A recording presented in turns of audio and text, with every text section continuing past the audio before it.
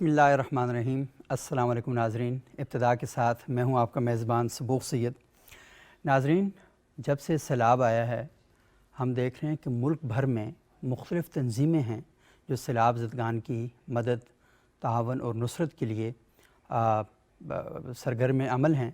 ان میں افرادی سطح پر بھی اور اجتماعی سطح پر بھی ہم دیکھتے ہیں کہ بہت سے لوگ معاشرے میں ایکٹیو ہیں، اور یہ اللہ تعالیٰ کا بہت بڑا فضل ہے، بہت بڑا شکر ہے کہ ہمارے معاشرے کے اندر اتنے حساس دل رکھنے والے لوگ موجود ہیں، اور اللہ تعالیٰ نے ان کے ایسے جذبات بنائے، ان کے اندر ایسے احساسات پیدا کیے کہ انہوں نے دیکھا کہ ملک کے اندر ان کے بھائی جہاں پریشانیوں کا شکار ہیں، ان کے سروں پر چھت نہیں ہے، کھانے کے لیے ان کے پاس لقمے تک نہیں ہیں، اور وہ لوگ جو آج سے 1 مہینہ پہلے دسترخوان بچھا بچھا کر لوگوں کو دیا کرتے تھے، آج وہ اس حد تک مجبور ہو چکے ہیں کہ پانی کے ایک ایک قطرے کو اور روٹی کے ایک ایک لقمے کو ترس رہے ہیں۔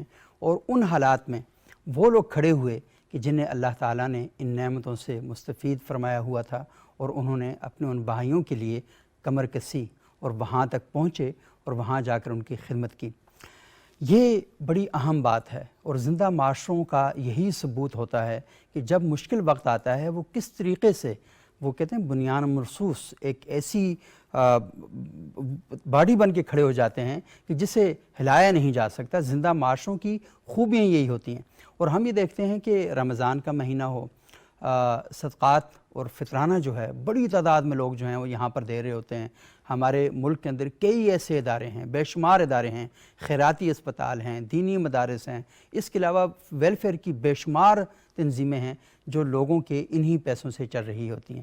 لیکن جہاں پر یہ کار خیر ہو رہا ہے، یہ اچھا کام ہو رہا ہے، وہاں پر کہیں کہیں ہمیں کچھ مسائل کا بھی سامنا کرنا پڑ رہا ہے، اور وہ مسائل اس صورت میں ہمارے سامنے آتے ہیں کہ ہم اپنا پیسہ جو اپنی محنت کے ساتھ، مشقت کے ساتھ کماتے ہیں، اور ہماری یہ خواہش ہوتی ہے کہ یہ پیسہ ان لوگوں تک پہنچنا چاہیے جو اس پیسے کے حقدار ہیں، یعنی حقدار تک پہنچنا چاہیے۔ کہیں راستے میں ایسے گروہ آ جاتے ہیں، ایسے طبقے آ جاتے ہیں اور ایسے افراد آ جاتے ہیں کہ وہ پیسہ جو خیر کے کاموں میں استعمال ہونا چاہیے وہ شر کے کاموں میں استعمال ہونا شروع ہو جاتا ہے۔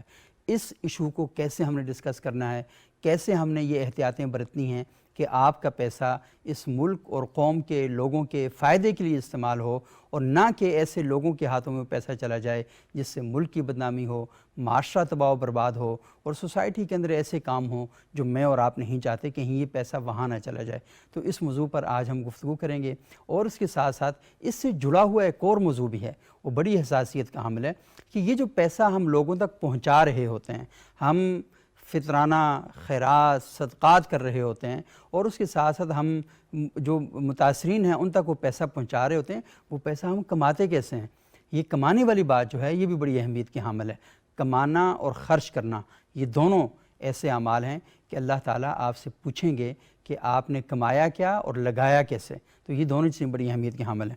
لیکن ہمارے ساتھ آج ایک بڑا زبردست پینل موجود ہے جو اس موضوع پر ہمارے ساتھ گفتگو کریں گے، اور انہوں نے اس موضوع پر بڑا کام بھی کیا ہے۔ ہمارے پہلے معزز مہمان ہیں جناب ڈاکٹر سید طاہر رضوی صاحب، یہ پی ایچ ڈی اسکالر ہیں، اور انٹرنیشنل اسلامک یونیورسٹی میں مینجمنٹ سائنسز ڈپارٹمنٹ سے ان کا تعلق ہے۔ بہت شکریہ رضوی صاحب آپ کا۔ ہمارے دوسرے انتہائی معزز مہمان ہیں جناب محمد اشرف قادری صاحب، کراچی سے ان کا تعلق ہے، اور یہ چیئرمین ہیں گروپ آف کمپنیز کے، اور فاؤنڈیشن Q&Q فاؤنڈیشن جو ہے یہ اس کے بھی چیئرمین ہیں، اور بہت سے موضوعات پر یہ گفتگو کرتے ہیں۔ بہت شکریہ قادری صاحب آپ یہاں تشریف لائے۔ ہمارے تیسرے بڑے معزز مہمان ہیں، دوست ہیں جناب ڈاکٹر دوست علی صاحب، یہ اسکالر ہیں انٹرنیشنل اسلامک یونیورسٹی میں، شعبہ بین الاقوامی تعلقات سے ان کا تعلق ہے۔ بہت شکریہ ڈاکٹر دوست علی صاحب آپ یہاں تشریف لائے۔ Thank you. اچھا ڈاکٹر سید طاہر رضوی صاحب، یہ تو کتنا خیر کا جذبہ ہے، ہم اپنے معاشرے کے اندر دیکھتے ہیں تو یقین مانیں کہ سر فخر سے بلند ہو جاتا ہے کہ یہ ٹھیک ہے کہ ہمارے بس میں کتنا ہے، ہم کتنا کر سکتے ہیں، لیکن یہ تو ہوا کہ جتنا بس میں تھا اتنا کر دیا گیا، اور فوری طور پر وہاں پر کیا گیا۔ اور اگر خدا نہ خواستہ فوری طور پر اہلیان پاکستان سیلاب زدگان کی مدد کے لیے نہ نکلتے تو شاید صورتحال بہت مختلف ہوتی۔ لوگ اٹھے، جہاں پر تھے جیسے تھے وہ اٹھے، اور اٹھ کر جا کر انہوں نے وہاں پر مدد کی۔ تو یہ تھوڑا سا بتائیے گا کہ یہ جو مینجمنٹ ہے، کیونکہ آپ مینجمنٹ سائنسز سے بلانگ کرتے ہیں، تو یہ کیسے مینیج کرنا چاہیے؟ کیونکہ بعض اوقات ایسا ہوتا ہے کہ ہم ایک ہی علاقے کی طرف دوڑ جاتے ہیں، ہمیں پتہ ہی نہیں ہوتا کہ وہاں پر کتنی ڈیمانڈ ہے، بعض کا ڈیمانڈ کے مطابق چیز نہیں پہنچی، بعض کا ڈیمانڈ سے اتنی زیادہ چلی جاتی ہے کہ وہ ضائع ہو جاتی ہے. تو یہ سارا سنیریو آپ بھی دیکھ رہے ہیں لازمی، تو بتائیے کہ اسے کیسے مینیج کریں ہم؟ جی بہت شکریہ. بسم اللہ الرحمن الرحیم. اصل میں یہ ایک بلیسنگ ان ڈسگائز ہے کہ ہمیشہ سے جب مصیبتیں آتی ہیں تو اس کا ایک تاریخ پہلو تو یہ ہوتا ہے کہ وہ مصیبت ہے. صحیح. دوسرا پہلو یہ ہوتا ہے کہ یہ ایک اپرچونٹی ملتی ہے اس علاقے کے اور اس کمیونٹی کے لوگوں کو کہ وہ جو قرض اتار سکیں، جو ان کو سہولیات اللہ تعالیٰ نے دی ہیں، نعمتیں دی ہیں، وہ ان کا کوئی نہ کوئی پے آف کر سکیں. تو اسی طرح سے کہتے ہیں کہ نیکی چل کے آئیے اور اس کو انکار نہ کریں. واہ. تو یہ ایک طرف تو مصیبت ہے، اور جسے ہم یہ کہتے ہیں نا کہ مصیبت بھی اللہ کی طرف سے ہے، اور اس کو مصیبت نہیں کہنا چاہیے بلکہ اس کو صبر کرنا چاہیے. تو صبر کی دوسری شکل ایک تو یہ ہے کہ ایک ہمارا جو مسلم معاشرہ ہے اس میں یہ جذبہ پیدا ہو جاتا ہے کہ فی سبیل اللہ انفاق بھی کرتے ہیں اور تگ و دو بھی کرتے ہیں. اگر دنیاوی لحاظ سے دیکھیں تو ہاف اسٹریٹ کا جو کلچرل ڈائمینشن ہے اس میں دو اپوزٹس ہیں، ایک انڈیویجولسٹ سوسائٹی ہے اور ایک کلیکٹیوسٹ سوسائٹی ہے. تو اللہ کا شکر ہے کہ ہم ایسے موقع پہ کلیکٹیوسٹ سوسائٹی کے طور پہ سامنے آتے ہیں. اور جب بھی جیسے زلزلے کا بھی ہوا تھا اور یہ اس طرح سے 2010 میں سیلاب آیا، اس موقع پہ بھی ہماری قوم جو ہے وہ یکجا ہوگی اور ایک یکجان ہوگی.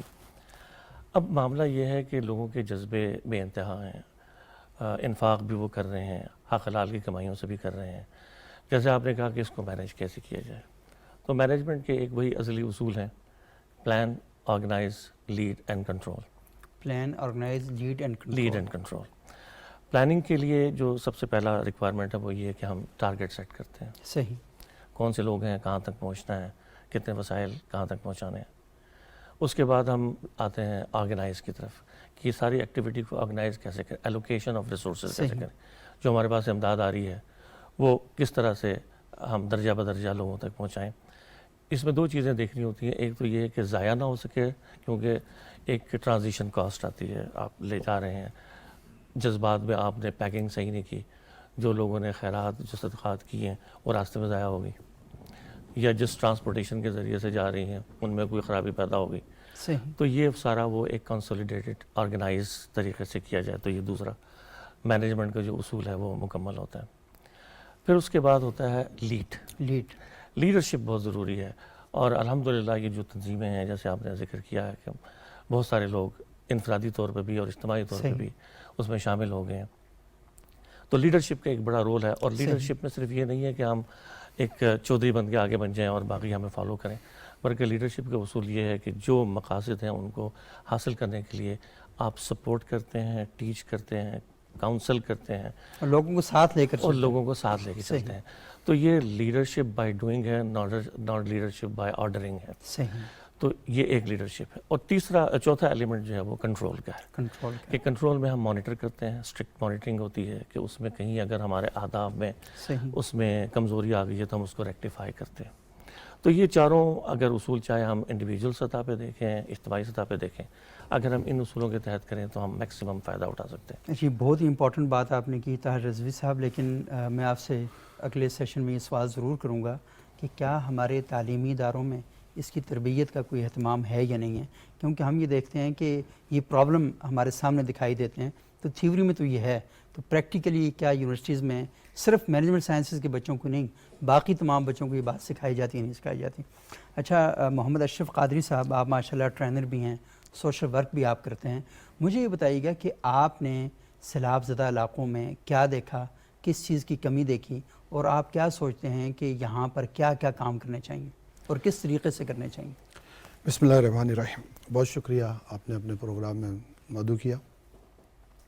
جو آپ کا پہلا سوال تھا جس کی کڑی یہ ملتی ہے کہ حقدار تک حق کیسے پہنچے، صحیح، پھر اس کی پلاننگ، پھر اس کی ایگزیکیوشنز وہ کس طرح ہونی چاہیے. اس پورے سیلاب کے جو ماحول بنا اس میں ہم ایز اے لیڈر کے طور پہ موجود تھے. ہماری فاؤنڈیشن اس میں کام کر رہی تھی کہ کس طرح ہم لوگوں تک پہنچیں، انہیں ریسکیو کریں اور وہاں لے کے جائیں. سب سے پہلے تو دیکھیں یہ ایک قوم نے جو اپنا کردار ادا کیا وہ قابل تحسین ہے, خراج تحسین ہے. لیکن یہاں پر بات یہ کرنی ہے کہ جب ہم ڈونیٹ کرتے ہیں, جب ہم ایز اے ڈونر پے کرتے ہیں, تو کیا ہم اس چیز کو ریکٹیفائی کراتے ہیں کہ ہم جن کو ڈونیشن دے رہے ہیں وہ وہاں تک پہنچے گی یا نہیں پہنچے گی. اس کی مثال اس طریقے سے ہم لیتے ہیں کہ آپ جب کاروبار کرتے ہیں, اللہ تعالیٰ کے ساتھ آپ نیت کرتے ہیں کہ میں یہ پیسہ دے رہا ہوں تو یہ میرا اللہ تعالیٰ کے ساتھ کاروبار ہے اور میں آخرت میں اس کا ریٹرن لوں گا. تو جب آپ یہ اللہ تعالیٰ کے ساتھ کاروبار کرتے ہیں تو آپ کی یہ انٹینشنز بھی ہوتی ہے. اب میں اس کی دنیاوی مثال لیتا ہوں کہ جب آپ دنیا میں کسی کے ساتھ کاروبار کرتے ہیں تو کیا پیسہ بلا تصدیق دے دیتے ہیں اسے؟ کیا آپ اسے بغیر جانے پہچانے پیسہ دے دیتے ہیں؟ صحیح. آپ کو یہ جاننا ہوتا ہے کہ اگر میں اسے پیسہ دوں گا تو اس کے مقابل مجھے کیا چیز ملے گی.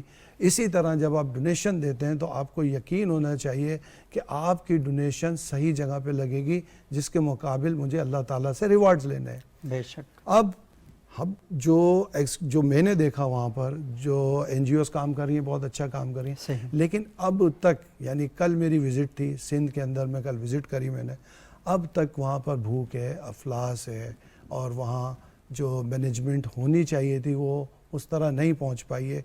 اس کے دو جو میں عرض کروں گا یہاں پہ کہ ہمارے یہاں ڈیزاسٹر سیلاب کی صورت میں پہلے بھی آیا, پھر ہمارے پاس ڈیزاسٹر زلزلے کی صورت میں آیا, تو اس کی کوئی پری پلان نہیں تھا, نہ این جی اوز کے پاس نہ کسی اور ادارے کے پاس, کہ خدا نہ خواستہ اگر یہ ہمارے یہاں ایسی کوئی آفت آتی ہے تو ہماری اس کے اوپر پلاننگ کیا ہوگی, ہم کس طرح اپنے لوگوں کو محفوظ کر سکیں گے اور انہیں اس آفت سے نکال سکیں گے. اب جب اچانک یہ تباہی آئی تو لازمی بات ہے پلاننگ نہ ہونے کی وجہ سے جو چیزیں ہونی تھی وہ نہیں ہو سکی. اب تک کہ وہ چیزیں نہیں ہوئی, لوگ ریسکیو ہو کے اپنی جگہ جا رہے ہیں. اب آج کی جو رپورٹ ہے یا کل کی جو رپورٹ ہے, لوگ اپنی مدد کے تحت اب اپنے گھروں کو پہنچ رہے ہیں جیسے جیسے سیلاب کا پانی اتر رہا ہے.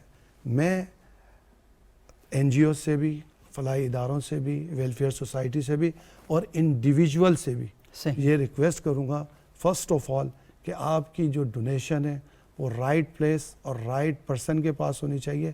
سیکنڈ, آپ اس کو لک آفٹر اور مانیٹر کریں کہ آپ کا پیسہ کہاں لگ رہا ہے. این جی او سے ریکویسٹ یہ کروں گا کہ پلیز جو آپ کام کر رہے ہیں, ہم نے وہاں کوئی مطلب قادری قریشی فاؤنڈیشن نے تو اپنی ایک پلاننگ کے تحت کام کیا, اس کو آرگنائز کر کے خیمے لگائے, ہمیں پاس لوگ رجسٹرڈ ہوئے, ہمیں پتہ تھا کہ ہم نے کتنے لوگوں کو فوڈ فراہم کرنا ہے اور پھر آگے انہیں گھر تک کیسے پہنچانا ہے. باقی این جی اوز جو کام کر رہی تھی بہت اچھا کام کیا, لیکن چونکہ ان کے پاس پلان نہیں تھا, انہیں کتنے دن تک کے کھانا دینا ہے, انہیں کتنے دن تک کے آگے یہ حالات چلتے رہیں گے, اس طرح کا پلان نہ ہونے وہ شاید یہ بھی ہوتا ہے کہ آپ وہاں پہنچتے ہیں گراؤنڈ پہ, تب آپ کو پتہ چلتا ہے کہ بعض آپ کراچی سے چلے تو شاید آپ کے ذہن میں کچھ اور ہو, موقع پر پہنچے تو شاید آپ کہیں نہیں بھائی یہاں تو صورتحال ٹوٹلی مختلف ہے. تو شروع میں بالکل ایسا ہی ہوا, ہم لوگ بھی جب تھوڑا سا وزٹ کیا تو سیم ایسی چیزیں تھیں, کیونکہ ڈسکنیکٹ ہو چکا تھا, اور ڈسکنیکٹ موبائل آپ لوگ چارج نہیں کر پا رہے, آپ کس سے رابطہ کریں, کس سے پوچھیں. لیکن بہرحال یہ جو رضوی صاحب نے بات کی کہ پورا ایک سسٹم جو ہے وہ موجود ہونا چاہیے. اور دوسری بات یہ ہے کہ وہ آپ نے بڑی اچھی بات کہی کہ مینجمنٹ جب نہیں ہوتی تو پرابلم ہوتے ہیں. تو اللہ تعالیٰ قرآن میں کہتے ہیں کہ ما اصاب من مصیبت فبما کسبت ایدی الناس, کوئی مصیبت بھی نہیں آتی وہ انسان کے اپنے ہاتھوں کی وجہ سے آتی ہے. کہ جب آپ پرابلم کریٹ کریں گے, چیزوں کو بر وقت نہیں سیکھیں گے. دیکھیں نا ابھی زلزلہ آیا ہے تو اب ہمیں آئندہ محتاط ہو جانا چاہیے کہ زلزلے میں کیا کیا مشینری چاہیے, کیسے کیسے مینیج کرنا ہے. سیلاب آیا ہے تو ہمیں پتہ چل جانا چاہیے کہ سیلاب کس خوفناک پیمانے پر آ رہا ہے, تو ہمیں اس کے مطابق چیزوں کو مینیج کرنا چاہیے.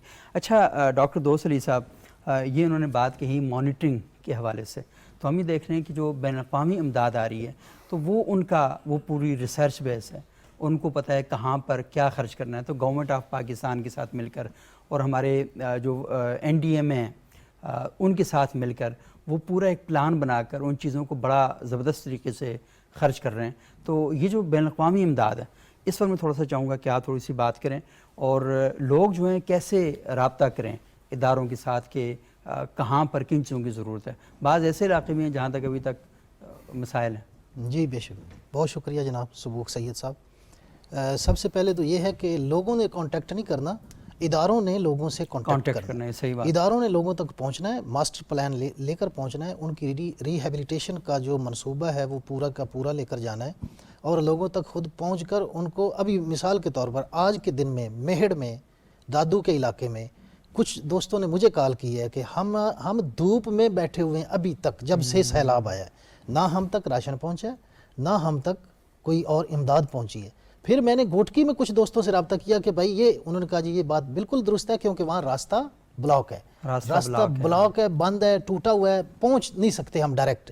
تو اس لیے ان تک, تو پھر ان کو آج موٹیویشن یہ ہم نے دی کہ آپ کوشش کریں کہ جو ایکسیسیبل علاقے ہیں وہاں تک تو سارے جا رہے ہیں. اب میں نے سنا 24 لوگ تونسا شریف راشن لے کر گئے ہر گھر کے لیے, تونسے میں 24 NGOز پہنچی ہیں اور دادو میں ایک بھی نہیں پہنچی.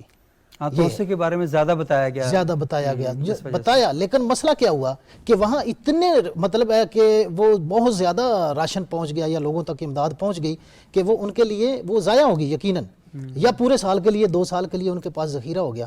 لیکن ہونا مینجمنٹ, جو ڈاکٹر صاحب رضوی صاحب کہہ رہے تھے, مینجمنٹ کا یہ بھی حصہ ہونا چاہیے تھا کہ کون کس علاقے میں جا رہا ہے, اور وہاں کی ڈسٹرکٹ مینجمنٹ جو ہے اس کو یہ ساری چیزیں خود مانیٹر کرنی چاہیے. اور ہماری ڈسٹرکٹ گورنمنٹس جو ہیں وہ سونے کی بجائے, ریسٹ کرنے کی بجائے ان کو ایکٹیو رول پلے کرنا ہے, انہوں نے لیڈنگ رول پلے کرنا ہے. انہوں نے لوگوں کی لسٹیں ابھی تک بنا لی ہوں گی, ابھی تو نادرا بھی اسی کام پہ لگا ہوا تھا, نادرا کے پاس بھی ڈیٹا آ چکا ہے. تو اب اداروں نے یہ کرنا ہے کہ ریہیبلیٹیشن میں کہاں پر جو کمی رہ گئی ہے, جہاں NGOز نہیں پہنچ سکیں وہاں پہنچنا ہے. دوسرا ایک اہم جو آبزرویشن بیسڈ میرا ایک جو مشاہدہ ہے کہ لوگ کوکڈ فوڈ وہاں پہ پکا پکایا کھانا تقسیم کرتے ہیں. صحیح. اب پکا پکایا کھانا شاپرز میں بند کیا ہوا ہے, آپ جاتے ہیں ایک موب کو تقسیم کرتے ہیں, اور آفٹر 1 آور وہ کھانا یوز لیس ہو جاتا ہے, وہ استعمال میں نہیں ہو سکتا. ان لوگوں کے پاس برتن نہیں ہے, ان لوگوں کے پاس گھر نہیں ہے, وہ بے یارو مدد, وہ کھلے آسمان تلے. اب وہاں ڈی فریزر تو نہیں ہے کہ وہ اس کو سٹور کریں گے, ایسی وہ گرمی بھی ہے, گرمی ہے, شدت کی حبس ہے, اس میں وہ کھانا جو جن لوگوں نے کھا لیا ہے ان کے تو کام آ گیا, باقی سارا ضائع ہو گیا. اب یہ کھانا پکانا اور ڈسٹریبیوشن کرنا اگر 2 دن 3 دن میکسیمم 5 دن سے زیادہ اس کی لاجک نہیں ہے کہ 5 دن تک آپ نے لوگوں کو سیٹل کر دینا ہے کہ آپ نے اپنا ارینجمنٹ کیسے کرنا ہے, اپنی فیملیز کو کیسے چلانا ہے, اپنے گھر کو کیسے, جیسے وہ پہلے چلا رہے تھے. اب دیکھیں لوگوں کی ریٹرن شروع ہوگی گھروں کی طرف. تو اب ہمارے اداروں کا رول اب شروع ہوتا ہے نا کہ ڈپٹی کمشنر وہاں پہنچے, اسسٹنٹ کمشنرز اپنے علاقوں میں, تحصیلدار وہ ہر علاقے میں خود پہنچے لوگوں تک, اور یہ جو گورنمنٹ کی طرف سے, فیڈرل گورنمنٹ کی طرف سے یا پروونشل گورنمنٹ کی طرف سے یا NDMA کی طرف سے جو ایڈ جا رہی ہے یہ وہاں تک پہنچے. اور اس کو جا کر یہ بھی دیکھنا چاہیے کہ لوگ کہیں دوبارہ دریا کے کنارے یا دریا کے اندر گھر تو نہیں بنا رہے. ایگزیکٹلی یہ چیز, یہ تو آپ کے اسلام آباد میں بھی یہ تو ہوا ہے نا کہ جب ہم نے قدرتی جو راستے ہیں ان کو بلاک کیا تو اس کا پھر کیا نتیجہ نکلا, کلاؤڈ برسٹ لاسٹ ایئر ہوا, کلاؤڈ برسٹ ہوا ہے. اس کے علاوہ جب ہم نے وہ بہت بڑا نالا E11 والا جس کو ہم نے بند کیا ہوا ہے, اسی طرح سے دریا کے اندر اب لوگ رہ رہے ہیں, جو اندر رہ رہے ہیں, جنہوں نے اپنے گھر بنائے ہیں, وہاں پہ انہوں نے زمینوں کے اوپر قبضے کر کے وہاں کھیتی باڑی شروع کی ہے. یہ تو گورنمنٹ کی اور اسٹیٹ کو اپنی رٹ منوانے کے لیے وہاں پہ ایکشنز کی ضرورت ہے کہ ان کو کیسے کنٹرول کرنا ہے, اور ایسے علاقوں میں سیٹلمنٹ ایریاز بنا دیں. جیسے گزشتہ ایک پروگرام میں بھی ہم ڈسکس کر رہے تھے کہ بلوچستان میں صرف ایک بیریا ٹاؤن کا ایک فیز بنا دیں, پورے صوبے کو بچانے کے لیے وہ کافی ہے. ایسے ہی ہے بالکل. مثال اداروں کو ساتھ ملا کر آپ وہاں بنا سکتے ہیں, کیونکہ آبادی بہت سکیٹرڈ ہے, وہاں پر بہت دور دراز علاقوں میں رہتی ہے, ان کے ساتھ مدد کرنا, ان کے ساتھ کوآپریشن کرنا بھی بڑا مشکل ہو جاتا ہے. اگر وہ کہیں اکٹھے رہ رہے ہوں گے تو اس کا ایک بڑا بہتر وہ نکلے گا. اچھا تھوڑا سا ہم بات کرتے ہیں جی, یہ جو میں رضوی صاحب آپ کا سوال بڑا امپورٹنٹ ہے جو میں نے آپ سے کرنا ہے, لیکن اس سے پہلے میں ایک اور سوال کرنا چاہ رہا ہوں. وہ یہ ہے کہ یہ جو مہم ہے کہ بعض وقت ہم دیکھتے ہیں کہ کچھ ایسے طبقات ہیں جو اس وقت وہ آ جاتے ہیں اور لوگوں کی جو امداد ہے اسے چھین لیتے ہیں. اچھا چلیں یہ تو کھاتے پیتے ہوں گے, لیکن کچھ لوگ ایسے بھی ہیں کہ جو سوسائٹی میں کھڑے ہو جاتے ہیں اور کہتے ہیں کہ جی آپ پیسے جمع کروائیں, نہ وہ کہیں رجسٹرڈ ہیں, نہ ان کا کوئی ڈیٹا کسی کے پاس ہے, اور وہ پیسے اکٹھے کرتے ہیں اور وہ پیسے سیلاب زدگان تک نہیں پہنچتے, وہ کسی اور جگہ پہنچتے ہیں اور ملک کے خلاف, سوسائٹی کے خلاف استعمال ہونے شروع ہو جاتے ہیں. ان کا کیا کریں؟ قرآن حدیث کی تعلیمات کیا بتاتی ہیں ہمیں؟ دیکھیں ایک تو انما الاعمال بالنیات کے تو ہے ہی ہے. صحیح.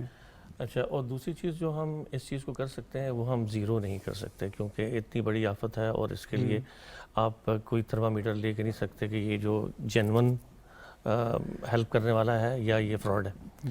تو ابھی تک کوئی نظام نہیں بنا سکا. اور اس کے لیے اچھا، ویسے ضروری گورنمنٹ نے جو رجسٹرڈ آرگنائزیشن ہے ویلفیئر کا کام کرنے والی، ان کی ایک لسٹ تو دی ہوئی ہے کہ آپ ان اداروں کو آپ کریں. بلکہ ابھی پچھلے جمعے کو ہم ایک اس میں مہم میں تھے الخدمت والوں کی. جی جی. انہوں نے یہ اعلان کیا کہ جی NDMA نے یہ کہا ہے کہ جی آپ اپنی مرضی سے لوگوں تک نہ پہنچیں، کیونکہ لوگ جو اپنی مرضی سے پہنچ رہے ہیں وہ کنوینئنس بیسڈ پہنچ رہے ہیں، جبکہ ضرورت ہے نیڈ بیسڈ کی، صحیح. کہ جہاں ضرورت ہے وہاں پہنچا جائے. اب عام آدمی کے پاس اتنے وسائل نہیں ہیں کہ وہ دور دراز علاقوں میں پہنچے. صحیح. NDMA کے پاس وسائل ہیں، لہٰذا ان کی ریکویسٹ بار بار یہ تھی کہ جو بھی افراد، اگر جو NGOs ہیں جو ایک آرگنائز طریقے سے کام کر رہی ہیں وہ تو ٹھیک ہے، جیسے ہمارے محلہ کمیٹی ہے یا اور اس طرح کے دوسرے لوگ ہیں، وہ اگر امداد پہنچائیں تو وہ NDMA سے رابطہ کریں. NDMA ان کو الوکیٹ کرے گی کہ جی آپ ان جگہوں پہ جائیں، یہاں پہ ضرورت زیادہ ہے، یہاں تک ابھی تک نہیں پہنچے. اچھا، اس میں دو چیزیں اور بہت اہم میں کہوں گا کہ ہمیشہ سے ہمارے ہاں یہ بہت اچھا رہا ہے کہ لوگ مصیبت کی صورت میں سامنے آتے ہیں اور اپنی جو رول پلے کرتے ہیں. حالانکہ جو تہذیب یافتہ ترقی یافتہ معاشرے ہیں وہاں دونوں پہلوؤں سے کام ہوتا ہے. ایک پریونٹیو ہوتا ہے، صحیح. ایک ریمیڈیل ہوتا ہے. جب ہم پریونٹیو ہوتا ہے کہ آپ ایسی آفات سے بچنے کے لیے پہلے سے ہی حفاظتی اقدامات کرتے ہیں، صحیح. اس میں ہم ہمیشہ سے پیچھے رہ جاتے ہیں.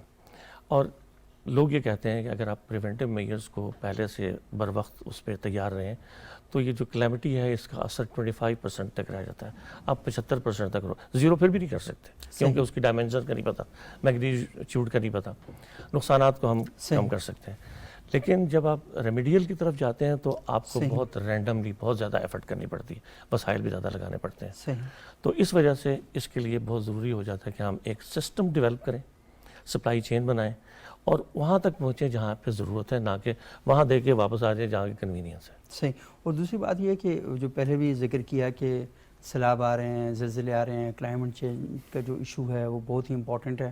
تو پاکستان کے اندر 230 کے قریب جامعات ہیں. ان جامعات میں لاکھوں طلبہ پڑھ رہے ہیں. ایون دینی مدارس ہیں، ان کے اندر بھی 40-50 لاکھ کے قریب طلبہ و طالبات زیر تعلیم ہیں. تو اگر ہم ان سب کا ایک نیشنل والنٹیئر موومنٹ، ایک قومی رضاکار تحریک بنائیں اور ان سب لوگوں کو ہم کاموں میں انگیج کریں. اپنے ذاتی جذبے کے تحت تو بچے جا رہے ہیں، یونیورسٹیز میں فنڈ بھی کلیکٹ کر رہے ہیں، جا کے کام بھی کر رہے ہیں، لیکن یہ نا کہ جب تک ان کو آپ رضاکار نہیں بنائیں گے اور ان کو سسٹم کے اندر آرگنائز نہیں کریں گے تو میرا اصل میں دوسرا سوال بھی آپ سے یہی والا تھا کہ آپ بتائیں کہ یونیورسٹیاں یہ کام کرنے سے کیوں قاصر ہیں، کیوں نہیں کر رہی وہ؟ دیکھیں، یہ سارے وہ کام ہیں جو آپ زبردستی کروا نہیں سکتے. صحیح. یہ آپ کا جو ایموشنز ہیں جب جاگتے ہیں تو آپ کو احساس ہوتا ہے کہ ہماری طرح کے لوگ جو ہیں وہ کس مصیبت میں ہیں.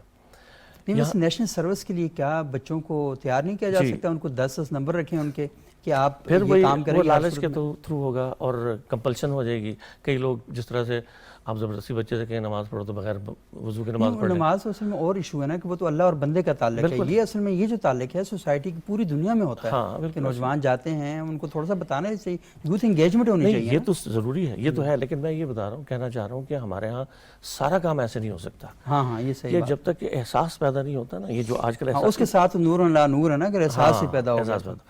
تو ہمارے ہاں اس وقت جو مصیبت ہے یا یہ کہہ لیں جو پرابلم آ رہی ہے وہ یہ ہے کہ لوگ ایموشنلی بالکل چارجڈ ہوئے ہوئے ہیں، ایموشنلی انٹیلیجنٹ نہیں ہے. ان کے جو جذبہ ہے جذبات کا اس کو قدر کے سانچے میں کیسے ڈھالا، یہ سب سے زیادہ. تو یہ ایموشنل انٹیلیجنس کا ایریا ہے. جی. ریشنلی ایموشنل ہوں نہ کہ ایموشنلی ریشنل. واہ، بہت خوبصورت بات کی. تو اس وجہ سے ہم جب بھی ایسا کریں گے اور یہی ہمیں تربیت دینی ہے کہ جو جذبات ہیں وہ عقل کے تابع ہونے چاہیے، نہ کہ عقل جذبات کے تابع ہو جائے. اچھا، یہ بڑی امپورٹنٹ بات آپ نے کی. ناظرین، اس پر ہم سلسلہ گفتگو کو مزید بھی آگے بڑھائیں گے. ایک چھوٹا سا وقفہ لیتے ہیں اور وقفے کے بعد آپ کی خدمت میں حاضر ہوتے ہیں.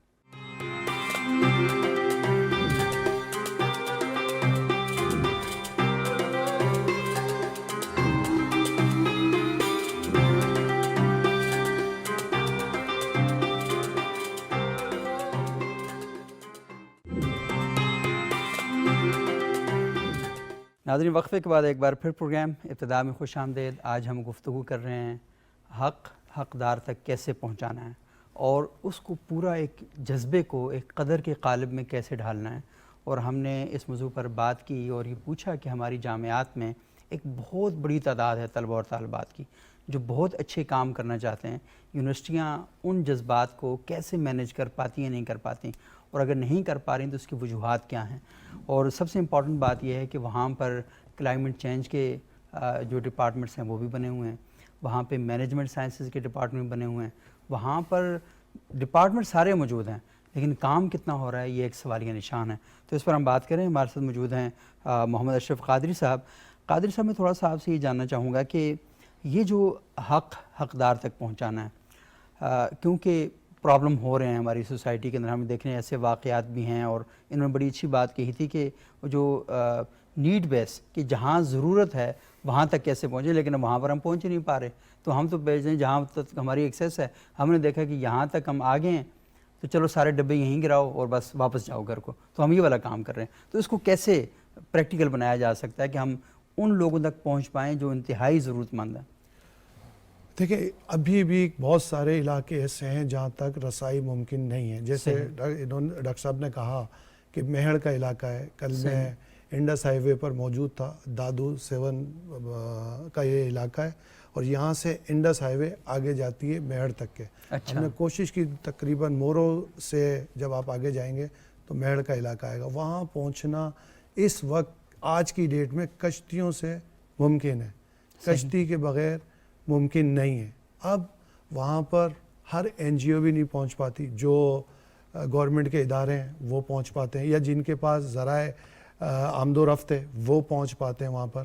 اب ہوتا کیا ہے کہ ہر شخص کا ایک جذبہ ہے کہ میں نے اپنے ہاتھ سے کرنا ہے، یہ ڈونیشن میں نے اپنے ہاتھ سے دینی ہے۔ اس میں 2 چیزیں، ایک تو اس کا جذبہ، دوسرا لیک آف ٹرسٹ۔ اس کا ٹرسٹ نہیں ہے کسی کے اوپر کہ وہ یہ سمجھ رہا ہے ڈونر کہ میں کسی کو دوں گا شاید وہاں تک نہیں پہنچ سکے، اور یہی وجہ ہے کہ وہ امداد ڈونر کی طرف سے متاثرین تک نہیں پہنچ پا رہی۔ اب جو اس میں پراپر رول پلے کر رہے ہیں ان کا عوام کے اوپر اور ڈونرز کے اوپر اتنا ٹرسٹ بھی ہونا چاہیے کہ وہ لوگ وہاں سے امداد حاصل کر سکیں۔ اب جو ایک اور ڈاکٹر صاحب نے بات کی تھی، میں اس میں یہ بات کہوں گا کہ ترقی یافتہ ممالک کے اندر ایک فورس بنائی جاتی ہے، ہر 20 سال یا 22 سال کے بچے کو ایک ایج کے اندر اسے 2 سال کی ٹریننگ مینڈیٹری حاصل کرنی ہوتی ہے کہ آپ کو یہ مینڈیٹری ٹریننگ ملے گی تو آپ کا ID کارڈ رینیو ہوگا یا آپ کو ایکسٹرا نمبر ملیں گے۔ تو یہ وہ والنٹری فورس ہوتی ہے جو ڈیزاسٹر میں آپ کے کام آتی ہے، اور جس کے اوپر گورنمنٹ سے لے کر عوام کا ٹرسٹ ہوتا ہے۔ سیکنڈ، یہ وہ ٹریننگ یافتہ لوگ ہوتے ہیں جو ہر طرح کے حالات میں، ہر طرح کے موقع محل میں پہنچ سکتے ہیں۔ صحیح۔ اور یہ دیکھیں کہ ہمارے ہاں، سوری آپ کی بات کاٹ رہا ہوں، ہمارے ہاں بچپن میں جب تک ہم نے ساری چیزوں کو رینٹ آؤٹ نہیں کیا ہوا تھا تو اس وقت یہ تھا کہ شادیاں ہوتی تھیں تو بچے سارا کام کرتے تھے، گھروں کے اندر سارے کام ہوتے تھے، بیٹیاں سیکھتی تھیں کہ کام کیسے کرنے ہیں، تو ساری چیزوں میں آپ فلی ایکٹیو ہوتے تھے۔ اب تو کسی بچے کو یہ بتا دیا جائے نا کہ آپ کے گھر میں فوتگی ہو گئی ہے تو سر پکڑ کے بیٹھے کرنا کیا ہے میں نے۔ ہم نے بچوں کو ایسا، سوری کہنا نہیں چاہیے لیکن برگر بچہ بنا دیا ہے، اور اسے ہم نے ایسے ایک باکس کے اندر بند کر کے رکھا ہے نا کہ اسے کائنات کی کسی چیز کا پتہ نہیں چلنا چاہیے۔ اس کے بعد دنیا کے علوم بہت زیادہ ہیں، لیکن یہ جو اپنے گلی محلے کی سطح پر اپنے ملک میں کام کرنے والی چیزیں، ان کے بارے میں اسے کچھ بھی علم نہیں ہے۔ دیکھیں ڈاکٹر صاحب، ایک تو ہوتا ہے ٹریڈیشن، صحیح، جو آپ اپنے گھر سے سیکھتے ہیں، اپنے ماحول سے سیکھتے ہیں۔ یعنی اب میں یوں مثال دوں، جب کوئی یعنی معراج نبی صلی اللہ تعالی وسلم ہے یا عید میلاد النبی کا مہینہ ہے، تو سب کو پتہ ہے کہ اس میں جھنڈے بھی لگنے ہیں اور اس میں جلوس بھی جو نکلتے ہیں، یہ ایک ٹریڈیشنل ہے، تو یہاں سے بچہ ایڈاپٹ کرتا ہے، یہ ہمارا ٹریڈیشنل ہے۔ ایک ہوتا ہے کلچر، جو ہم اپنے کلچر سے سیکھتے ہیں، یعنی ہمارا کلچر ہے لوگوں کی مدد کرنا۔ اس وقت جو لوگ مدد کر رہے ہیں یہ دوسرے معاشروں کا حصہ نہیں ہے، تو یہ ہمارے کلچر میں یہ سب چیزیں موجود ہیں کہ مصیبت اگر آ جائے تو کس طرح لوگوں کی مدد کرنی ہے۔ اب ٹریڈیشنل اور کلچر یہ تو ہم ایڈاپٹ کر رہے ہیں، لیکن اس کے ساتھ ساتھ بدلتے ہوئے حالات کے اندر ان سب چیزوں کو کس طرح سے ڈھالا جائے اس کی ٹریننگ ہمارے پاس نہیں ہے، اس کی ٹریننگ ہمارے پاس۔ ایک چیز یہاں تھوڑی سی اگر آپ اجازت دیں تو میں ایڈ کروں کہ جس طرح سے کمرشلزم بہت زیادہ ہو گیا نا، ہماری ایکٹیویٹیز بھی کمرشلائز ہو گئی ہیں۔ صحیح، بالکل، ہم نے آؤٹ سورس کر دی ہیں۔ جی بالکل۔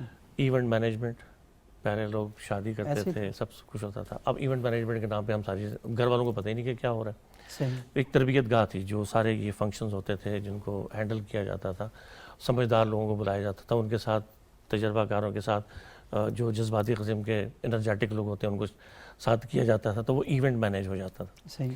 اب حتیٰ کہ وفات کے وقت بھی آپ آؤٹ سورس کر دیتے ہیں چیزیں, ایسے ہی یہ ہو گیا. اب گھر میں جو تربیت ہو رہی تھی وہ تربیت گاہ ختم ہوگی. ایسے ہی. تو اس لیے اب وہ جو آپ کہہ رہے ہیں کہ وہ گیپ اب پایا جا رہا ہے, اس کے لیے اب اسپیشلائز ٹریننگ کی ضرورت ہے. پریونٹیو میئر ڈیزاسٹر سے پہلے گلی محلوں کی سطح پر مساجد ہیں, مساجد, وہاں پر ہی کام ہونا چاہیے, بالکل مدارس میں ہونا چاہیے, یونیورسٹیز اور کالجز میں ہونا چاہیے. تو آپ کی تو ایک بڑی زبردست قسم کی فورس آپ کو موجود ہے. اسے کرنا کیا اگر اسے کام کوئی نہیں کرنا؟ اور بالکل لوگ یہ نہیں کرنا نہیں چاہتے, لوگ تیار ہیں. بات وہی ہے کہ اس کو آرگنائز کیسے کریں اور اس کے شعور کیسے پیدا کیا جائے. تو جی. لوگوں کو بتانا چاہیے کہ آپ کو چیزیں آنی چاہیے. اچھا ڈاکٹر دوست علی صاحب, ہم اصل میں یہ ساری بات ہم نے کی حق حقدار تک پہنچانے والی اور ٹریننگ اور تربیت کے حوالے سے. یہ تھوڑا سا بتائیے گا کہ یہ جو ہم کماتے ہیں اس کی کیا اہمیت ہے؟ ہم یہ دیکھتے ہیں کہ ہمارے ہاں بہت زیادہ بات کی جاتی ہے کہ جو ہماری کمائی ہے, اور اس میں اگر مذہبی نقطہ نظر سے دیکھیں تو ہم جب بات کرتے ہیں انفاق فی سبیل اللہ, اللہ کی راہ میں خرچ کریں, تو اس کے لیے تو شرط اول جو ہے اللہ کی راہ میں خرچ کرنے کے لیے سے پہلے تو یہ ہے کہ آپ کمائیں, مطلب ہے کہ اچھے طریقے سے, حلال طریقے سے کمائیں.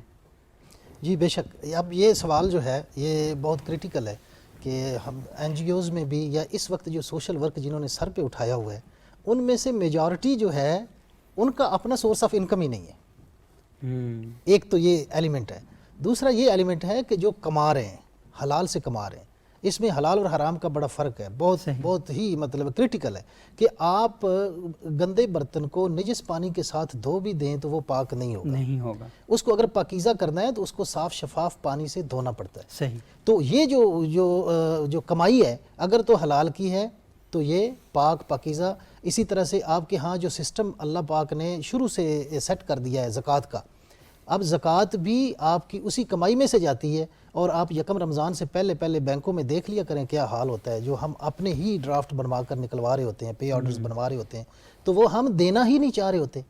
پھر ہمارے پاس اس میں کچھ لوگ ایسے بھی ہیں جو یہ سمجھیں کہ ہمیں اپنے ہاتھوں سے دینی چاہیے بجائے اس کے کہ بینک دے, ہم خود دیتے ہیں. وہ بڑی زبردست چیز ہے. دیکھیں وہ ہاتھوں سے دینے والا بھی سسٹم ہونا چاہیے, لیکن گورنمنٹ آف پاکستان کے پاس یا فیڈرل یہ پروونشل کے پاس ادارے موجود ہیں, ادارے زکوٰۃ کے باقاعدہ رجسٹرڈ موجود ہیں. ان کا کام ہی زکوٰۃ کو کلیکٹ کر کے پھر آگے ڈسٹریبیوشن کرنا ہوتا ہے. ان کے پاس اپلیکیشنز آتی ہیں, وہ جہیز دیتے ہیں, وہ آرفنز کی وہ تعلیم و تربیت کا ذمہ اٹھاتے ہیں. اس کے سارے ادارے بنے ہوئے ہیں, سارے ادارے بنے ہوئے ہیں, بیت المال بنا ہوا. اور جیسے آپ نے تربیت کی بات کی ہے, تربیت بھی صدقہ ہے. صحیح. چیریٹی میں تربیت بھی آتی ہے, ٹائم بھی آتا ہے, دعا بھی آتی ہے, یہ ساری چیزیں اس میں انکلوڈ ہے, ہیلپ کرنا بھی.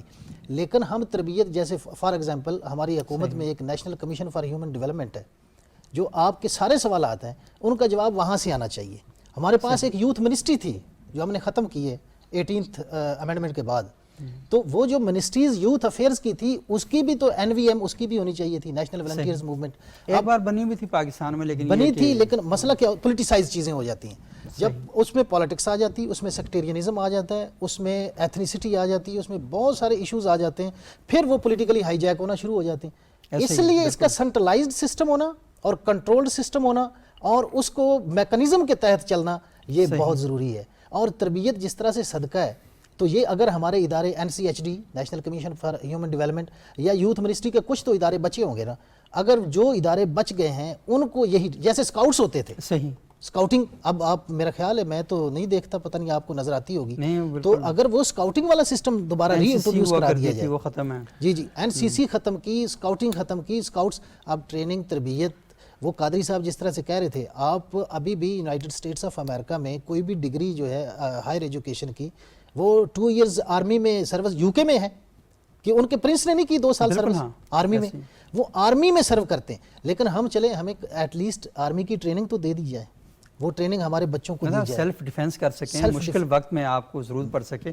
آپ یہ دیکھیں نا کہ ابھی جن علاقوں تک آپ کہہ رہے ہیں ایکسیس نہیں ہو پا رہی, تو مجھے بتائیں ایک بچے نے کبھی چھت سے نیچے نہیں پھلانگا تو وہ کیسے وہاں تک جائے گا. تو ابھی 2005 کا جب زلزلہ آیا تو میں نے دیکھا کہ وہاں پر مختلف تنظیموں کے جو تربیت یافتہ کارکنان تھے, کہ جن بچوں نے NCC کی ہوئی تھی تو ان کے لیے کیونکہ انہوں نے ٹریننگ کی ہوئی تھی وہ 20-25 دنوں کی، تو اس میں ان کو یہ طریقہ پتہ تھا کہ ہم نے کیسے رسے کے ذریعے جانا ہے، رسا کیسے پھلانگنا ہے، تو یہ ساری چیزیں. لیکن ہمارے یہاں اصل میں رسا کسی اور کام کے لیے استعمال ہوتی ہے، اس کام کے لیے ہونی چاہیے، وہ مشکل ہمیں دکھائی دیتا ہے. اچھا ڈاکٹر طاہر رضوی صاحب، تھوڑا سا یہ بتائیے گا کہ ہم تھوڑی سی بات کر رہے ہیں کہ تاجروں کا ایک بہت بڑا رول ہے ہمارے معاشرے کے اندر. جب بھی یہ کام سٹارٹ ہوتا ہے ویلفیئر کا تو سب سے پہلے جو طبقہ کی مدد کے لیے کھڑا ہوتا ہے، اللہ تعالیٰ نے اس کو دیا ہوتا ہے، نوازا ہوتا ہے، وہ تاجروں کا ہی ہے. تو ہم تھوڑی سی بات کریں گے مختصر سی کہ یہ جو اسلام کا جو نظام تجارت ہے وہ تھوڑا سا بتائیں کیا ہے اور ہمیں اپنی کمائی کیسے کرنی چاہیے. دیکھیں، ایک تو تجارت کے کوئی اصول جو ہیں وہ اسلام سے باہر نہیں ہیں. صحیح. اور اسلام کے تجارت کے اصول جو ہے وہ بیان ہی وہی ہیں جو ایک عام زندگی میں انسان کے لیے ہیں، کیونکہ جو شرائط ایک اچھے مسلمان کے لیے ہیں وہی شرائط ایک اچھے تاجر کے لیے ہیں. بلکہ تو کہا گیا کہ جو ایماندار تاجر ہے وہ قیامت والے دن شہیدوں میں سے اٹھایا جائے گا، اس کی فضیلت ہی بہت زیادہ ہے. اب اس کی فضیلت کو بڑھانے کے لیے انسٹیٹیوشن کو حضور پاک صلی اللہ علیہ وسلم نے فرمایا کہ سب سے بہتر کمائی وہ جو ہے وہ جو تم خود کماؤ، اپنے ہاتھ سے کماؤ. صحیح. یعنی کام کی ترغیب ہے. پھر تاجر کے بارے میں کہا کہ تجارت میں 90% کا رزق ہے، 90% رزق ہے، اور ملازمت میں صرف 10% ہے. صرف 10%. یعنی تجارت کو زیادہ ترغیب دی گئی. البتہ تاجروں کے لیے تھوڑی سی اضافی ذمہ داریاں بھی ہیں. صحیح. ایک ذمہ داری جو ہے وہ یہ ہے کہ جیسے فرمایا گیا کہ اصول ہے کہ جب وہ مال بیچے تو خریدار کا خیال کرے. صحیح. اور جب خریدے تو بیچنے والے کا خیال کرے. اگر یہ بہت خوب. یہ اصول اگر اپنا لیا جائے تو وہ ملاوٹ، دھوکہ، فریب اور جو دوسری ہماری میل پریکٹسز ہیں تجارت کی وہ ختم ہو جاتی ہیں، اور اسلامی معاشرہ بالکل صالح قسم کا معاشرہ جنم لے گا. تجارت بھی بابرکت ہوگی اور اس سے رزق حاصل کرنے والے جو لوگ ہوں گے وہ بھی بابرکت ہوں گے. صحیح. تو میرا خیال یہ اس میں سارا کچھ سمویا ہوا ہے. اس کے اندر موجود ہے کہ آپ نے جو کمانا ہے تو کماتے ہوئے کن چیزوں کا خیال رکھنا ہے. اور اللہ کے رسول صلی اللہ علیہ وسلم نے جو کتنا واضح طور پر یہ فرمایا کہ الکاسب حبیب اللہ، محنت سے کمائی کرنے والا اللہ کا دوست ہے. اور وہ جس صحابی نے آ کر کہا تھا تو ان کے ہاتھ پھٹے ہوئے تھے، اور اتنے پھٹے ہوئے تھے کہ ان میں سے خون رس رہا تھا. تو اللہ کے رسول نے اس کے ہاتھوں پر ہاتھ پھیرنا شروع کر دیا، اور اب کی آنکھوں میں سے آنسو آ گئے، اور ایک آنسو نکلا اور اس پھٹے ہوئے ہاتھ میں جا کے جذب ہوا. اور اللہ کے رسول نے اس وقت کہا الکاسب اللہ، محنت سے کمائی کرنا. اور آپ نے بڑی خوبصورت بات کی کہ 90% جو رزق ہے وہ اس رزق میں رکھا ہوا ہے کہ آپ تجارت کریں، اور 10% جو ہے وہ جو مستقل آمدنی ہے، جسے ہم کہتے ہیں کہ ہاں بھائی مہینے کی تنخواہ آئے گی تو اس میں ہم کریں گے. اچھا قادری صاحب، تھوڑا سا آپ اس پہ رہنمائی کریں. آپ کا تو بڑا لنک رہتا ہے، خود بھی ماشاءاللہ آپ بزنس کر رہے ہیں، کئی کمپنیز ہیں آپ کی، تو یہ کیسے آپ مینیج کرتے ہیں؟ اسلامی اصولوں کا کیسے خیال رکھتے ہیں آپ؟ دیکھیں، اگر آپ ایک اصول سمجھ لینا، صحیح. ناظرین بھی، تاجرین، جو تجارت کرتے ہیں، جو بھی بزنس کرتے ہیں، صرف ایک اصول سمجھنا انہوں نے. جی جی. وہ اصول یہ ہے کہ شریعت ہمارا فائدہ چاہتی ہے. واہ، شریعت نقصان سے بچاتی ہے اور فائدے کی طرف لے کر شریعت نے جو اصول بنائے اس میں آپ کا نقصان ہو ہی نہیں سکتا. صحیح. کیوں؟ شریعت آپ کا فائدہ چاہتی. کبھی شریعت آپ کا نقصان چاہتی نہیں. کیا شریعت مسلمان کا نقصان چاہے گی؟ نہیں چاہے گی. جب آپ کے ذہن میں انسان کا نقصان نہیں چاہتی، انسان کا نقصان نہیں چاہتی تو مسلمان. تو اب بات یہ جب آپ کے دماغ میں آ گئی کہ یہ اصول میری سمجھ میں نہ آئے لیکن ہے اس میں میرا فائدہ، میری عقل بھلے نئی بات کو سمجھ میں آ رہی لیکن جس نے یہ اصول بنائے وہ میرا فائدہ چاہتا ہے، میرا فائدہ چاہتا ہے. تو یہ اصول اللہ تعالیٰ کے بنائے ہوئے ہیں اور اس کے حبیب صلی اللہ تعالی وسلم نے اس کو بتایا ہے کہ اس طریقے سے کرنا ہے. صرف اتنی سی بات آپ نے سمجھنی ہے کہ یہ جو اصول ہیں اس میں ہمارا فائدہ ہے، نقصان نہیں ہے. جب آپ اس اصول پر آتے ہیں تو پھر آپ تمام وہ رولز اینڈ ریگولیشنز کو امپلیمنٹ کرنا شروع کر دیتے ہیں اپنے بزنس کے اندر جو اللہ اور اس کے رسول نے بنائے، اور پھر برکت ملنی چاہیے شروع ہو جاتی ہے. یہ ہو ہی نہیں سکتا کہ آپ اللہ اور اس کے رسول کے حکم کی فرما برداری کریں اور آپ کو نقصان ہو جائے. ہو سکتا ہے؟ نہیں ہو سکتا. اچھا دیکھیں، بڑی اہم بات ہے کہ آپ ہر سال زکوٰۃ دیتے ہیں تو ظاہری طور پر تو نقصان کا سودا ہے. تو یوں لگتا ہے کہ بھائی جیب سے اتنے پیسے نکال کے ویسے بغیر کسی اس کے آپ لوگوں کو دے رہے ہیں، بانٹ رہے ہیں. تو یہی لگتا ہے کہ قرآن میں اللہ تعالیٰ فرماتے ہیں کہ عسیٰ ان تحبوا شیئا وہو شر لکم. آسان تک رہو شیئم وہو خیر لکم، کہ بعض کا تم یہ سوچتے ہو کہ اس چیز سے تم محبت کرتے ہو تو اسی میں شر ہوتا ہے، اور بعض اوقات آپ جس چیز سے دیکھتے ہو کہ اس میں شاید شر ہوگا اسی میں اللہ تعالیٰ خیر ڈال دیتا ہے۔ تو اللہ تعالیٰ جب یہ کہتا ہے کہ لوگوں کو دیں، انفاق فی سبیل اللہ کا بار بار قرآن میں ذکر کیا جا رہا ہے، زکوٰۃ پہنچانے کا، حقدار کی جیب تک لے کر جانے کا بار بار ذکر کیا جا رہا ہے، تو اس میں انسان کا فائدہ ہے۔ جی اس میں بتاتا ہوں، جی یہ جو آپ نے آیت پڑھی نا، اس کے آگے اللہ تعالیٰ فرماتا ہے واللہ یعلم وانتم لا لا تعلمون، تعلمون، تو جو اللہ جانتا ہے وہ تم نہیں نہیں جانتے، تو ہماری آنکھیں بند ہو جانی چاہیے، کیونکہ اللہ نے فرمایا واللہ یعلم وانتم لا تعلمون، تو ہمیں صرف اتنی بات سمجھنی ہے کہ یہ رسول جو ہیں یہ بالکل صحیح اصول ہیں، مسلمہ اصول ہیں، اور اسی میں ہماری کامیابی۔ اور ہم نے اس کی پریکٹس بھی دیکھی ہوئی ہے، پریکٹس لوگوں کے سامنے کہ جو شخص زکوٰۃ دے رہا ہے اس کا مال بڑھ رہا ہے، جو لوگوں کا خیال کر رہا ہے اس کا مال بڑھ رہا ہے، سکون میں زندگی گزار رہا ہے۔ زندگی بھی سکون۔ ایک اور میں آپ کی بات کو کروں گا یہاں پہ، جو آپ نے کہا کہ مال کیسا ہونا چاہیے جو اللہ کی راہ میں ہو، تو یہ یاد رکھیے کہ اللہ تعالیٰ پاک ہے اور پاک مال ہی پسند کرتا ہے۔ بے شک ایسے ہی۔ ایک حدیث مبارک ہے کہ کل بروز قیامت ایک شخص کو لایا جائے گا جس کی کمائی بالکل 100% حلال کی ہوگی، لیکن خرچ حرام جگہ پہ کیا ہوا ہوگا، حکم ہوگا جہنم میں ڈال دو۔ صحیح۔ ایک شخص ہوگا اس کی کمائی حرام کی ہوگی، حرام طریقے سے کمایا ہوگا، لیکن خرچ حلال جگہوں پہ کیا ہوگا، این جی اوز کی ہوگی، غریبوں کی مدد کی ہوگی، یتیموں کی کفالت کی ہوگی، بیواؤں کی مدد کی ہوگی، بچیوں کی شادیاں کروائی ہوں گی، خرچ جائز جگہ پہ کیا، کمائی حرام کی ہے، حکم ہوگا جہنم میں ڈال دو۔ تیسرے شخص کو لایا جائے گا جس کی حلال کی کمائی ہوگی، کمائی 100% حلال کی ہوگی، خرچ بھی حلال کیا ہوگا، اسے کہا جائے گا آؤ حساب دو۔ اسے یہ نہیں کہا جائے گا جنت اب حساب دو۔ تو جب حساب ہی حلال مال پر ہے تو ثواب بھی حلال مال پر ہے۔ بہت خوب۔ کیوں؟ اللہ پاک ہے اور پاک مال کو پسند کرتا ہے۔ بالکل۔ اور یہ بڑی اہم بات آپ نے کی کہ اللہ تعالیٰ کی ذات کے لیے جب آپ کوئی صدقہ خیرات کرتے ہیں اور اللہ کے نام پہ کرتے ہیں تو اللہ تعالیٰ کو نہ وہ صدقہ جاتا ہے، نہ وہ قربانی کے باب میں کہا نا کہ لن ینال اللہ لحومها ولا دماؤها ولکن ینالہ التقوی منکم، اللہ کو نہ تمہارا گوشت پہنچتا ہے نہ خون پہنچتا ہے، اللہ تک جو چیز جاتی ہے وہ تمہارا تقوی ہے، تمہاری دل کی حالت اور کیفیت ہے جو اللہ کی ذات تک پہنچتی ہے۔ تو یہ بڑی اہم بات آپ نے کی کہ کمائی کے باب میں آپ کما رہے ہیں اور خرچ اگر ٹھیک طریقے سے نہیں کر رہے اور حلال جگہوں پر اور حلال طریقے سے کما کر نہیں خرچ کر رہے تو پھر یہ مطلب سوچنے والی بات ہے کہ آپ کیسے کر رہے ہیں۔ اچھا ڈاکٹر دوست علی صاحب، کیونکہ وقت بہت ہی کم رہ گیا تو تھوڑا سا یہ بتائیے گا کہ ہمارے ہاں اس چیز کا کوئی خیال نہیں رکھا جا رہا ہے۔ انہوں نے جب یہ والی بات کہی نا، میں نے کہا کہ یہ نہ کہہ دیں کہ ایک بندے نے کمایا حرام جگہ سے اور خرچ حلال جگہ پر کیا تو یہ جنت میں چلا جائے گا، کیونکہ ہمارے ہاں یہ تصور بنتا جا رہا ہے۔ ہم اصل میں بجلی چوری کرتے ہیں اور کہتے ہیں جی ہم اس سے ہم بڑے اچھے کام کر رہے ہیں، اور بجلی چوری کر کے مذہبی تقریبات کا انعقاد کیا جا رہا ہے، بجلی چوری کر کے کہا جا رہا ہے کہ ہم بڑے اچھے کام کر رہے ہیں، جنہوں نے ٹیوب ویل لگایا بجلی چوری کر کے کیوں لوگ اس سے پانی پی رہے ہیں۔ تو یہ تھوڑا سا لوگوں کے ذہنوں کو کلیئر کرنے کی ضرورت ہے کہ ایک ذمہ دار شہری، قانون پسند شہری، وہ جو نا شریعت جو ہے وہ نقصان کا سودا نہیں کرواتی، تو یہ نہ آپ کو ریاست کا نقصان کریں، حکومت کا نقصان کریں اور آپ کہیں جی نہیں ہم بڑا اچھا کام کر رہے ہیں۔ یہ پہلا اصول یہ ہے نا جو آپ کے منہ سے نکل گیا، لیگل لافل بزنس، کاروبار تجارت جو بھی چیز ہے، پہلی شرط یہ ہے کہ لافل ہو، پھر آنیسٹی کی بات بعد میں آتی ہے، پھر اس میں جو لوگوں کو دینا ہے چیریٹی بعد میں آتی ہے، پہلے لافل ہے یا نہیں ہے۔ جیسے رسول اللہ صلی اللہ علیہ وسلم کے دور مبارک میں وہاں لکڑیاں جنگل سے کاٹ کر لانا یہ اس وقت کی ضرورت بھی تھی، جائز بھی تھا۔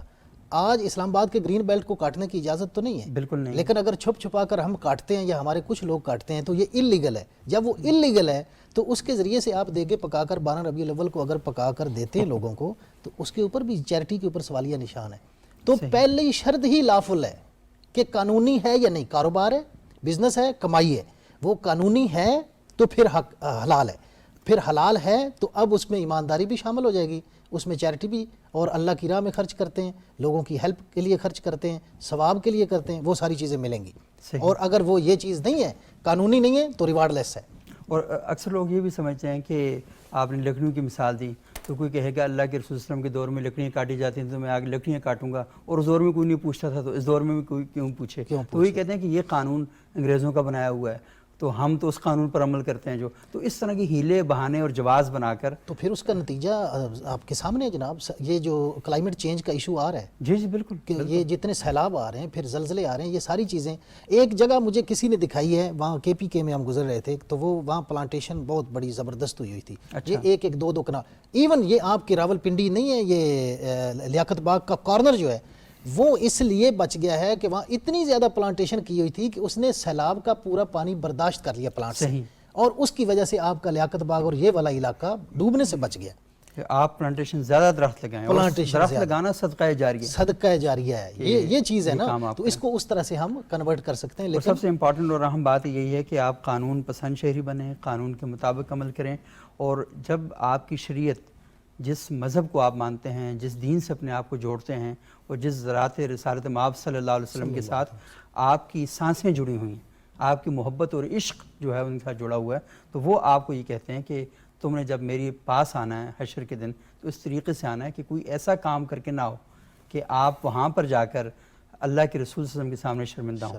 اس سے بڑھ کے شرمندگی کی کوئی جگہ نہیں ہو سکتی کہ اللہ کے رسول کے سامنے آپ شرمندہ ہو کھڑے ہو جائیں، جس نے آپ کی سفارش کرنی ہے، تو وہاں پر اپنے آپ کو بچانا چاہیے۔